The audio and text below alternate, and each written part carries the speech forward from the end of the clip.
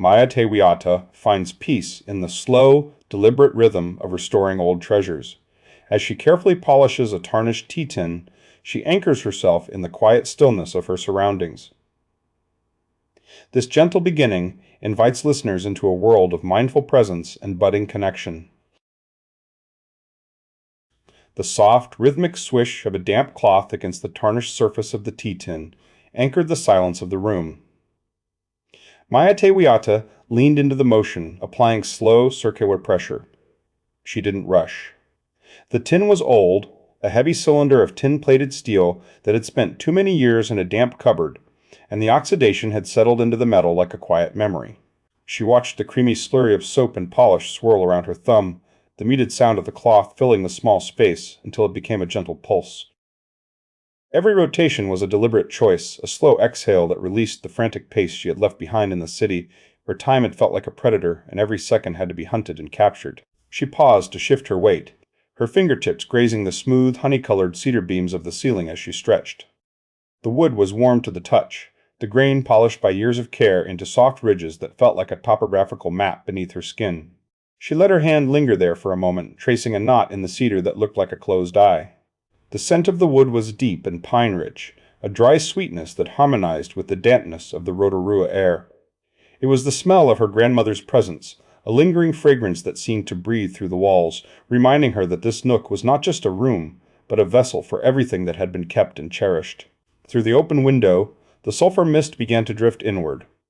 It didn't enter as a breeze, but as a slow, heavy tide, curling around her ankles in translucent ribbons. The mist blurred the sharp corners of the wooden table and softened the edges of the tea-steeping equipment, turning the room into a watercolor painting where the colors bled into one another. The smell of the earth brimstone and ancient boiling water filled the air, a scent that would have been oppressive to a stranger but felt like a homecoming to Maia. It was the smell of the ground dreaming, the geothermal breath of the valley reminding her that the world beneath her feet was alive and steady.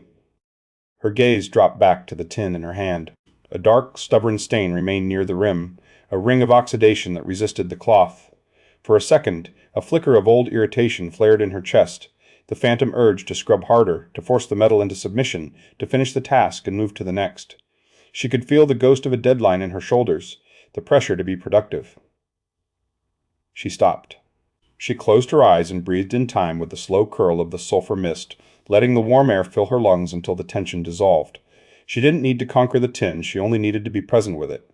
The stain could remain for a while. The process was the point.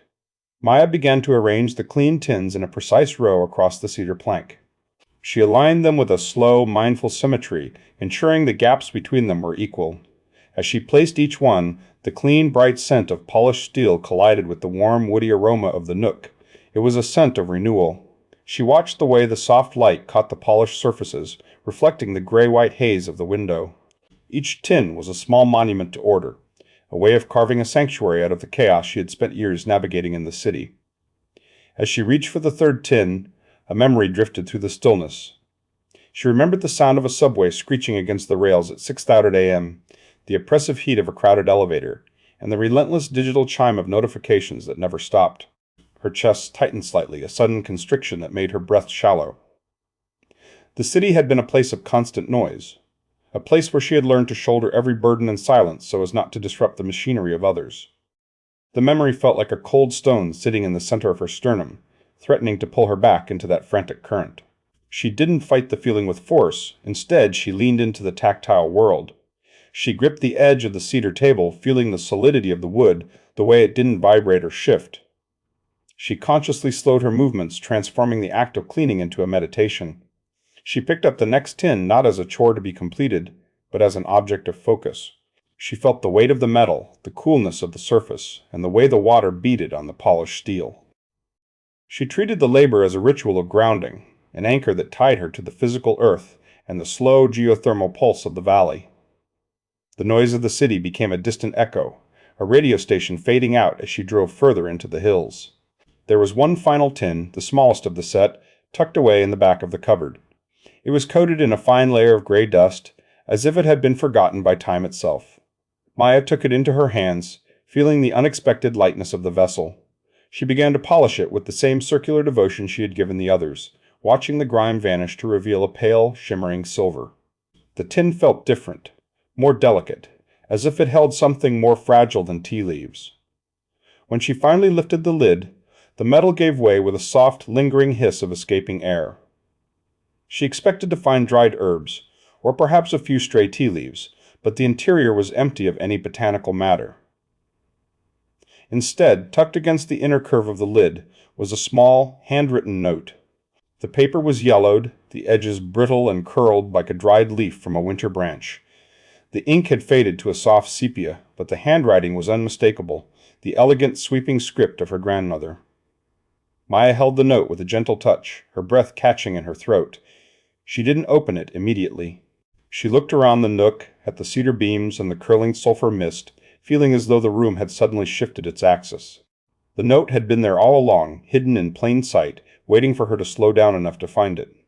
She felt a sudden, overwhelming sense of being held, not with judgment, but with a quiet, patient affection. Her grandmother had known that one day Maia would return to this place, and she had left a piece of herself behind in the one object that required the most patience to clean. Slowly, Maia unfolded the paper. The crease sounded like a tiny snap of a twig in the profound silence of the room. As her eyes traced the first few words, she realized that the restoration of the nook was not just about the physical space. The note wasn't a set of instructions or a list of grievances, it was a bridge. She felt a prickle of heat behind her eyes, a warmth that matched the geothermal steam outside. She leaned back against the cedar wall, the smooth wood pressing into her shoulders, and read the words over and over while the sulfur mist continued to wrap around her ankles, holding her fast to the earth.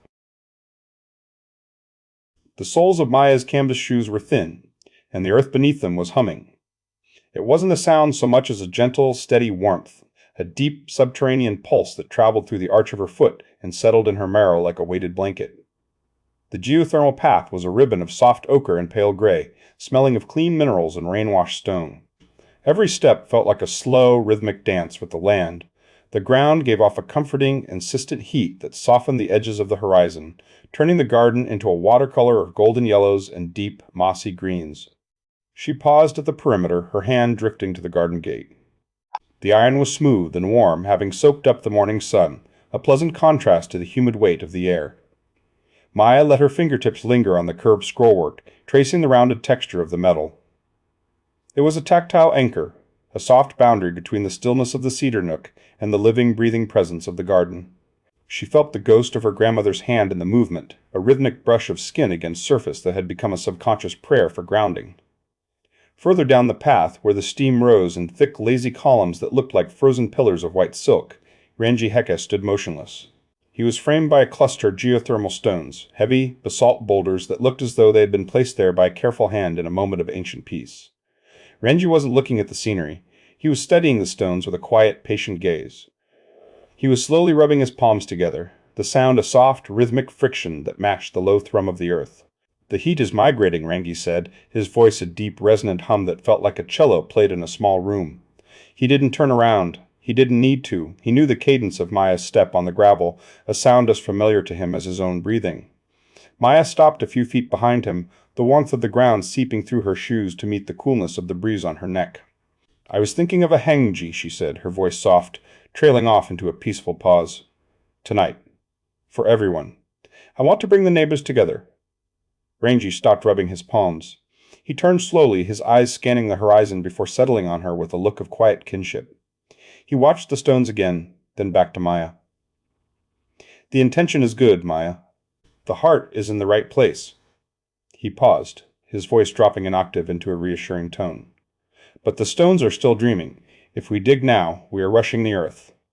We wait until the fire is ready to rise and meet us. There is no need to hurry a warmth that lives a mile deep." Maia felt the familiar urge to simply do the work herself, to find the heat, to dig the pit, to shoulder the labor so Rangi wouldn't have to worry. She shifted her weight, her toes curling against the warm grit. "I can help with the preparation. I can handle the heavy lifting if it means we can still gather." "That is your flaw, child," Rangi hummed, a small, knowing smile touching the corners of his mouth. He reached out and gave her shoulder a gentle, grounding squeeze, his hand warm and steady. "You think the earth cares about your effort. The earth only cares about timing. Rest your spirit. The heat will come when it is meant to. Their conversation was joined by a sound that was new to the garden, the rhythmic, soft scratch of a graphite pencil against heavy paper. A few yards away, near a vent that breathed with a steady, low sigh, Tariq al-Said was crouched in the dirt. He was dressed in a crisp linen shirt that looked bright and clean amidst the sulfur mists, his glasses sliding down the bridge of his nose as he sketched with a focused, careful precision. He wasn't looking at the beauty of the steam or the way the light fractured through the vapor. He was documenting the vent's aperture, his movements steady and methodical. Maia stepped toward him, her movements fluid and slow, contrasting with the focused energy radiating from the researcher. "Tariq," she called softly, "Rangi and I were talking about dinner, a communal meal. We'd like you to join us." Tariq didn't look up immediately. His pencil moved across the page, shading a mineral deposit with a quiet intensity. "In a moment, Maia. Just a moment. The thermal gradient here is shifting by nearly 3 degrees every 10 minutes. If I can map the oscillation of this vent, I can correlate it to the silica deposits in the lower basin. It's a fascinating piece of data." "The atmosphere is shifting," Maia said, gesturing to the way the mist was curling around Tariq's ankles like a soft white ribbon, pulling him deeper into the landscape. "Maybe you should stop looking at the data for a moment and just feel the air." Tariq finally looked up, his expression one of polite bewilderment. "The atmosphere is a byproduct of chemical reactions, Maia. It's lovely, certainly, but it's secondary. The data is the truth. The rest is just scenery." He turned back to his sketch, though his movements had slowed. He was so preoccupied with the measurement of the thing that he had forgotten to notice the thing itself. He was treating the garden like a laboratory, a specimen to be carefully filed away in a leather-bound journal. Rangi moved then, his gait heavy and deliberate. He walked over to Tariq and stopped just inches from the vent. Without looking at Tariq's instruments or his meticulously drawn map, Rangi knelt and pressed a single palm flat against the soil. He stayed there for a long heartbeat, his eyes closing, his breath sinking with the slow sigh of the vent. "Your instruments are telling you a story, but they aren't telling you the whole truth," Rangi said, the cello hum of his voice cutting through Tariq's focus. Tariq stiffened slightly. "I beg your pardon? These are adjusted sensors. The margin of error is negligible." "The sensor sees the surface," Rangi replied, still pressing his hand to the earth. "But the ground is breathing. The heat isn't oscillating, it's pivoting. The vein is shifting east, away from your vent and toward the cedar grove. You're mapping a memory while the living fire is moving behind you."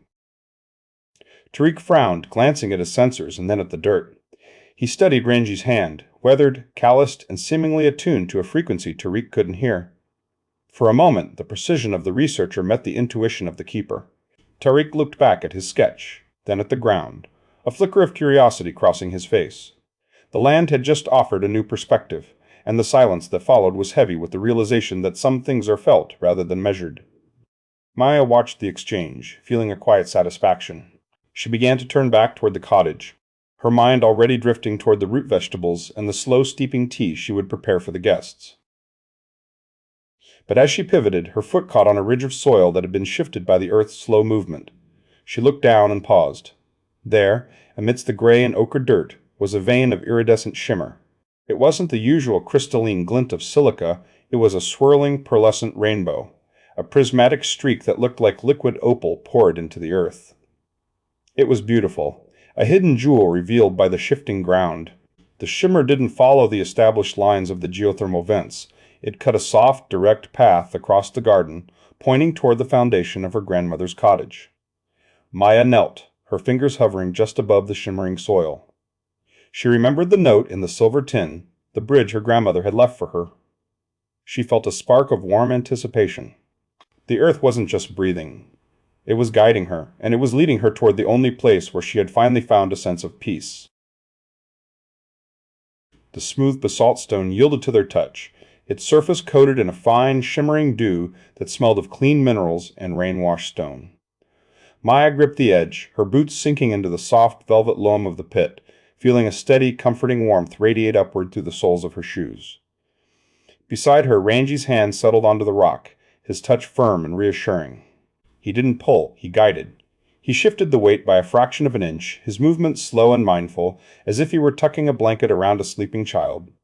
"Just a breath," Rangi murmured, the cello hum of his voice vibrating softly in the humid air. 3 degrees to the left, Maia.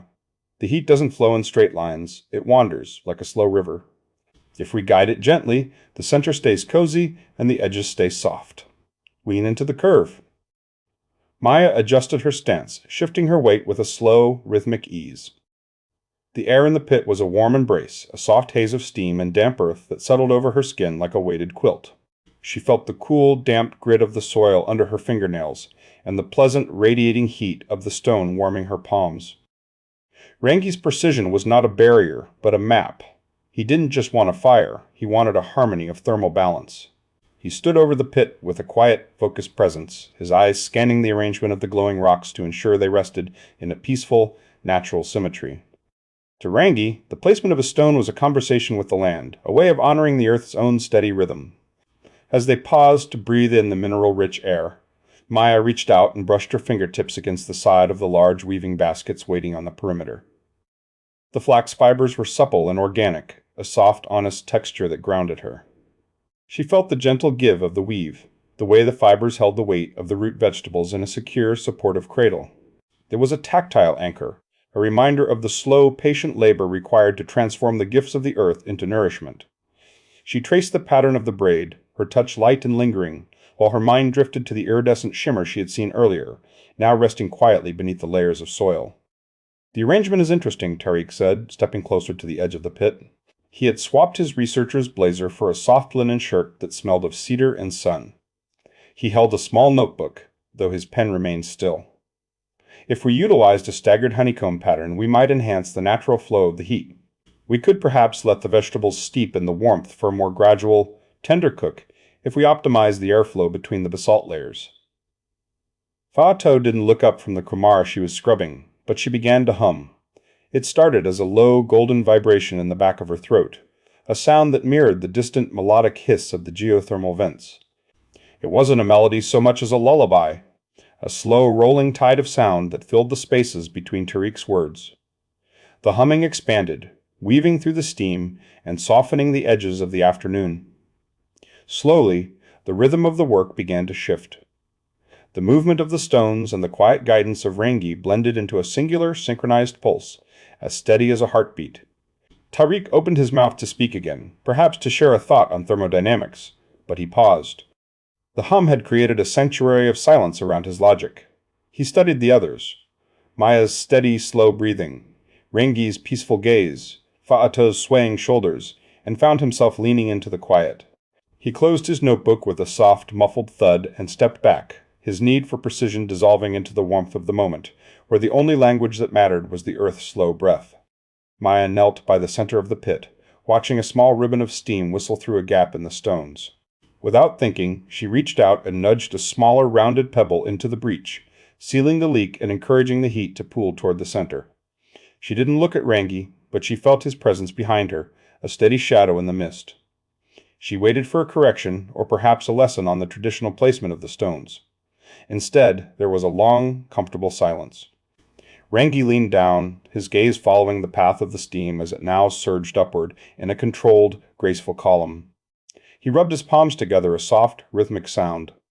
"You heard the stone," Rangi said, his voice dropping to a tender register, the rigidity giving way to a genuine, quiet warmth. "You didn't look at the map. You just listened. Your grandmother had that same habit, noticing the small things that needed a little extra care." Maia felt a sudden blooming warmth in her chest, a surge of connection that felt as solid as the basalt beneath her. For a moment, the distance between the living and the dead vanished, bridged by a single pebble and a shared understanding of the ground. The group settled into a collective trance, the meditative state of the hung taking hold. They moved in a slow-motion dance, layering damp, fragrant cloths and cabbage leaves over the white-hot stones, their breaths syncing with the rhythmic hum of Fa'ato. The world shrank to the size of the pit, the scent of wet leaves and warm rock, and the heavy, comforting weight of communal effort. They stood back to let the earth do its work, the steam rising in ghostly, elegant ribbons that blurred the edges of the garden into a soft watercolor. The silence was absolute and healing, save for the distant, subterranean song of the geothermal field. Maia leaned against the cedar post of the nook, the wood smooth and smelling of resin. Her eyes drifted toward the foundation of the cottage, wondering if the iridescent vein was pulsing beneath them, a hidden river of light flowing under the very stones they had just labored to place. The peace was hypnotic, a velvet blanket of heat and mineral air that invited her to simply be. As the sun dipped lower, casting a golden, honeyed light across the valley, a soft, resonant sound echoed through the air. Thrum. It was a deep, melodic vibration, like the striking of a great bronze bell beneath the earth. The group didn't jump. They paused, leaning in with a sense of warm curiosity. A gentle plume of white steam and sweet-smelling ash drifted up from the center, followed by a slow, settling shift of the earth. One of the primary base stones had shifted slightly, settling deeper into the loam with a satisfied sigh. As the base found its new home, the entire structure seemed to nestle further into the ground. The carefully layered stones didn't collapse, but rather hugged the center more tightly, concentrating the heat in a way that felt intentional and secure. A wave of searingly sweet, warm air surged upward, carrying the promise of the meal to come. "The earth is adjusting," Randy whispered, a small, contented smile touching his lips. "It's making room for us." Maia looked past the pit, toward the shimmering soil she had discovered. The iridescent vein wasn't a point of pressure, but a point of connection. As the steam cleared, she saw a thin, prismatic glow mirroring the settle of the stone, stretching out from the pit and carving a soft, luminous line directly toward the cedar nook. The earth wasn't breaking, it was opening, welcoming them into its deep, enduring warmth. Maia's hands were already submerged in the thick, humid haze of the pit, the steam rising in soft white plumes that enveloped her skin like a warm silk veil. She worked with a slow, mindful grace, layering the baskets of kumara and pumpkin into the space left by the shifted basalt. The heat was a gentle weight, pressing against her chest like a heavy quilt, smelling of rich, damp earth and the clean, mineral sweetness of the deep subterranean. Every time she lowered a basket, the steam surged upward in a lazy curl, cloaking her wrists and forearms in a warmth that felt less like heat and more like a steady, comforting pulse. It was the breath of the land, rhythmic and deep, drifting through the prismatic fracture that glowed with a soft, amethyst light in the soil. "The baskets are settling," Maia said, her voice a quiet melody in the heavy air. She didn't look up, but she could feel the others standing at the rim of the pit, their presence a warm, steady perimeter against the silver mist. "The slope is a bit softer now. We can cover it slowly, letting the heat hold the food in a long, slow embrace." Rangi stood beside her, his palms rubbing together in a slow, rhythmic friction that sounded like a soft shush. He watched the gentle split in the base stone, the precision of his engineering having yielded to a more organic shape. For a man who lived by the clock of the earth's traditional rhythms, the shift was not a failure, but a conversation. He stared at the prismatic vein, the way it carved a winding path toward the cedar nook, and then he looked at the food, nestled securely in the warm rubble. A small, unexpected smile creased the corners of his eyes, a softening of the rigid lines he usually held. "The earth decided it wanted a different shape today," Rangi murmured, his voice the low, resonant hum of a cello. "We spent so much time trying to tell the ground where to sit. Perhaps it is time we let the ground tell us where to stand." Tariq was still standing a few feet back, his sketchbook clutched to his chest. He was staring at the fracture with a quiet intensity, his glasses sliding slowly down the bridge of his nose. To him, the iridescent shimmer was a wonder, a geochemical poem that demanded a slow, careful study. He studied the dirt, the moist, dark, steaming soil, and then at the clean linen of his sleeves. He was a man of margins and ink, a creature of the distance between the observer and the observed. "Tariq," Maia said, pausing her descent into the steam. She looked at him, her eyes softened by the mist, and reached out a hand, her fingers grazing his sleeve in a silent invitation. "Stop drawing for a moment. Come help me tuck it in." Tariq hesitated. He looked at the sketchbook, then at the pit. He stepped forward, his movements tentative, and knelt at the edge. When he first reached down to push the damp cloths over the baskets, he did so with careful precision. But as he shifted his weight, his hand slipped, sinking deep into the warm, moist soil. He froze. The heat didn't just touch his skin. It vibrated. It was a living warmth, a subterranean thrum that traveled up his arm and settled in the center of his chest like a cup of tea on a winter morning. He didn't pull away. Instead, his expression shifted from curiosity to a profound, wide-eyed peace. He let his fingers curl into the grit, feeling the softness of volcanic sand and the velvet slickness of geothermal clay. The academic distance he had maintained since arriving in Rotorua, the invisible wall of the researcher simply dissolved. He set the sketchbook aside on a flat stone, abandoning the graphite lines for the tactile reality of the mud. He began to push the earth over the pit with both hands, his movements losing their precision and gaining a raw, instinctive rhythm. He wasn't measuring the angle of the slope anymore, he was feeling the heartbeat of the world. As the pit was sealed, the energy of the shift settled into a heavy, expectant silence. The group moved in a slow circle, their breaths sinking as the steam began to dissipate, leaving behind a thick silver dew that coated everything in a fine, luminous sheen. The air felt dense and supportive, as if they were submerged in a warm bath of atmosphere. From the periphery, Aroha and Gata stepped forward. She had been a quiet presence throughout the afternoon, a gentle shadow that drifted in and out of the mist like a soft memory. She approached the center of the circle, her hands folded in her lap like sleeping birds. Her presence brought a sudden, grounding weight to the scene, an anchoring force that smoothed over the last remnants of the day's surprises.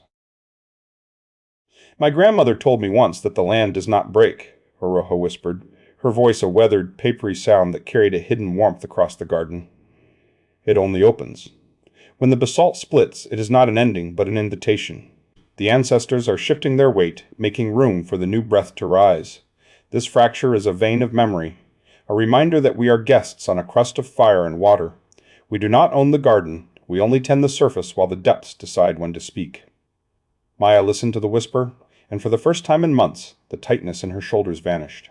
She had spent so long trying to curate this space, trying to restore her grandmother's nook to a perfect, frozen image of the past.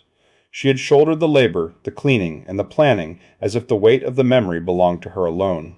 But looking at Tariq, covered in mud and looking humbled, and Rangi, smiling at the imperfection of the pit, she realized she didn't have to hold the world steady by herself. She stepped back toward the cedar nook, her fingers trailing along the rough-hewn posts. As she reached the entrance, she brushed her hand against the cool linen curtains that shielded the tea space. The contrast was a pleasure. The lingering heat of the geothermal pit behind her, and the crisp, chilled touch of the fabric beneath her fingertips.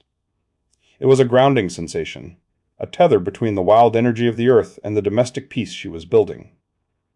She leaned against the frame, watching her neighbor stand in a silent ring around the covered hangna. They stood there for a long time, not speaking, simply listening. Beneath the surface of the soil there was a muffled rhythmic sound, a low subterranean sigh that vibrated through the soles of their feet. It was the breath of the earth, the slow cooking of the food in the belly of the volcano. The sound was hypnotic, a sonic lullaby that blurred the edges of the garden and pulled the group into a shared meditative state. The difference between science and intuition, between Rangi and Tariq, had been swallowed by the heat, replaced by a collective humility. Slowly, the light began to change. Aroa stopped mid-breath. Her head tilted toward the eastern horizon, her eyes softening as she watched the sky. The papery quality of her expression remained, but it was joined by a look of quiet anticipation. She stepped away from the circle, her gaze fixed on the distant peaks where the geothermal mists clung in predictable white ribbons. "The wind has turned," Aroa said, her voice a gentle observation. Maia followed her gaze. The sulfur mists were shifting, turning a deep golden ochre as they caught the descending sun, swirling into the valley in heavy, luxurious coils. The color was vivid and rich, like honey being stirred into tea. It wasn't a warning, but a signal from the geothermal field that the earth was settling in for the evening. The iridescent vein in the soil began to pulse with a low, rhythmic light, mirroring the golden hues of the horizon, and a cool, refreshing breeze swept through the garden, carrying the scent of cedar and damp stone, promising a night of deep, undisturbed rest. The steam rose in a slow, billowing plume as Rangi peeled back the final layer of wet sacks, releasing a fragrance of sweet, caramelized Kamara and mineral-rich earth. It was a warm, enveloping scent, rich and comforting, like a homecoming. Maia stood at the edge of the pit, her hand resting lightly on the smooth grain of the cedar post beside her. She felt the steady, rhythmic warmth of the earth humming through the wood, a gentle vibration that seemed to synchronize with her own heartbeat. The ochre mist that had drifted through the garden had settled into a low, shimmering carpet, hugging the ground and turning the garden into a floating island of soft gray and gold. They worked in a synchronized, unhurried rhythm to lift the baskets. There was no rush, only a shared quiet anticipation. Fa Tao moved with a graceful swaying gait, her hands steady and sure as she helped Rangi hoist the steaming bundles of root vegetables and meat. Tariq, whose glasses were now clouded with a soft white fog from the rising heat, stepped in to clear the peripheral stones. His movements were relaxed, devoid of his usual clinical precision. He looked less like a researcher and more like a man who had finally allowed himself to simply be present. Once the food was laid out on the wide wooden tables of the cedar nook, a heavy, comfortable silence descended. It was the silence of deep contentment and shared peace. The only sounds were the melodic clink of ceramic bowls and the distant subterranean murmur of the geothermal vents, sounding like the earth breathing in a long, slow sleep.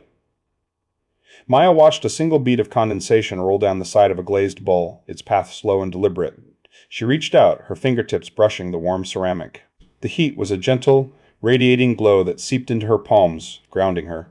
She felt the tension in her shoulders, the weight she'd carried since returning to Rotorua, finally begin to dissolve, as if the earth were softly drawing the stress away from her. Tariq sat beside her, leaning back into the cedar bench with a depth that suggested he had found a permanent place of rest. He stared at the shimmering veil of mist beyond the garden's edge. His voice, when he finally spoke, softened and warm. "I spent 3 years in the Levant studying the chemistry of basalt," he said, his voice a tender whisper. "I thought I understood the weight of the earth. But this silence, it feels like a gift, a strange kind of weight that holds you steady. One I find I don't want to leave." Fa'atau let out a gentle, breathy laugh, a sound that blended perfectly with the low-frequency hum of the garden. She reached over and patted Tariq's hand, a small, lingering gesture of kinship. She tilted her head, watching a stray spark from the nearby embers drift upward into the darkening sky. "That is the land welcoming you, Tariq," she murmured, her eyes twinkling in the soft light. "It doesn't want your measurements. It just wants you to sit still long enough to hear your own heart beating in time with the world." Maya paused, her spoon halfway to her mouth. "Is this what it means to belong?" she wondered. "To let the silence become a physical thing, a blanket that covers the gaps in your own history." She thought of her grandmother, who had sat in this very nook for decades, likely feeling the same subterranean pulse. For so long, Maya had treated the restoration of this space as a project, a checklist of repairs and plantings. She had tried to build the monument to a memory, forgetting that a memory is a living thing that needs to breathe. She realized then that she had been fighting the garden, trying to impose a stillness that was artificial, while the real stillness, the deep geothermal peace, had been waiting for her to simply stop and listen. As the meal wound down, a profound, syrupy lethargy began to wash over the group. The combination of the hot, nutrient-dense kai and the humid, fragrant air acted like a gentle sedative. Rangi, who usually remained the sentinel of the group, had slowed his movements to a mindful crawl, his palms rubbing together one last time before he leaned his head back against the cedar pillar, closing his eyes. The air grew cooler, yet the ground beneath them remained a constant, comforting radiator, keeping them warm and safe. Above them, the first stars began to pierce through the velvet ochre of the atmosphere. The sulfur mists didn't vanish. Instead, they blended with the starlight, creating a shimmering, iridescent veil that seemed to isolate the cottage from the rest of the world. It felt as though they had slipped into a sanctuary where time had no currency, and the only clock was the rhythmic sighing of the vents. Maya felt her eyelids growing heavy, the world blurring at the edges. The scent of cedar and steamed vegetables lingered in the air, a fragrant cocoon that whispered of safety and ancient things. One by one, the others drifted away. Fa'atau and Tariq departed with lingering sleepy nods and soft smiles of gratitude, and Rangi gave a slow, resonant hum of approval before retreating to his own home.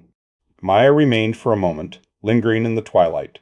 She watched the way the prismatic light from the soil, the same light that had pulsed earlier, had dimmed to a soft, rhythmic glow, like a heartbeat beneath the garden. She felt a strange kinship with that light. It was the very thing that gave the garden its life, a steady pulse of warmth and endurance. She eventually retreated inside the cottage, the transition from the humid garden to the cool interior of the house feeling like a gentle plunge into a still, clear pond. She didn't light the lamps, preferring the soft indigo shadows that danced across the walls. She moved through the house, guided by the familiar, comforting creak of the floorboards. She climbed into bed, the linen smelling of dried lavender and old wood. As she closed her eyes, she could feel the house settling into the ground, a slow tectonic sigh that mirrored her own. The warmth of the hung still lived in her belly, and for the first time in years the noise in her head had fallen silent. Just as she hovered on the precipice of a deep, dreamless sleep, a sound drifted through the stillness. It was a knock. Not a sharp or sudden sound, but a rhythmic, patient knocking on the cedar door. 3 slow beats followed by a peaceful silence, then 3 more. The sound was melodic, blending with the hypnotic hum of the geothermal vents. Maia didn't freeze. Instead, she felt a flicker of warm curiosity. She knew the rhythms of this place, and this knock felt familiar, as if it belonged to the house itself. She rose slowly, her movements fluid and relaxed. As she opened the door, the cool night air brushed against her skin, carrying the scent of damp ferns and starlight.